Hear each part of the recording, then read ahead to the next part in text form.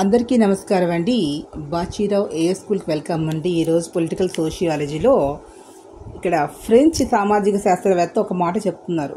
Pear బోర్డ్యూ field theory ప్రకారంగా digital పరిజ్ఞానము, smart phones, data సాంకేతికత వినియోగాలపై పట్టు ఎవరికైతే ఉంటుందో వారు మాత్రమే ఈ డిజిటల్ టెక్నాలజీని వాడుకోగలుగుతున్నారు అని చెప్తున్నారు.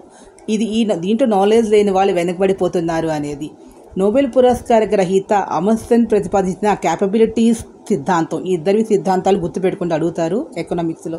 క్యాపబిలిటీస్ సిద్ధాంతం అంటే ఏంటంటే ఉన్న వనరులను ఉపయోగించుకునే సామర్థ్యంలో ఉండటం అనేది కూడా ఒక ముఖ్యంగా చెప్తూ, అంటే ఉన్న వాటిని సద్వినియోగం చేసుకునే శక్తి ఉండాలి అని. మధ్య తరహా పెద్ద రైతుల మాదిరిగా చిన్న సాగుదారులు, పేద మహిళలుకి డిజిటల్ పరిజ్ఞానం అనేది అంతగా లభించదు. కారణం ఏమిటి అంటే సిఏపీ రుణ వితరణ డిజిటీకరణ వల్ల వీళ్ళు లబ్ధి పొందలేకపోయారు అనేది. దీనికి కారణము వాళ్ళకి ల్యాక్ ఆఫ్ నాలెడ్జ్ అని. రిజర్వ్ బ్యాంక్, నాబార్డ్, జిల్లా బ్యాంక్, రాష్ట్రాల రిజిస్టర్ జిల్లా సహకార బ్యాంకుల మధ్యన ఒక సమన్వయం అనేది సాఫ్ట్వేర్స్ యూజ్ చేసుకునే ట్రైనింగ్ అనేది వాళ్ళకి ఇవ్వకపోవడం వల్ల కూడా వెనకపడిపోతున్నారు అని.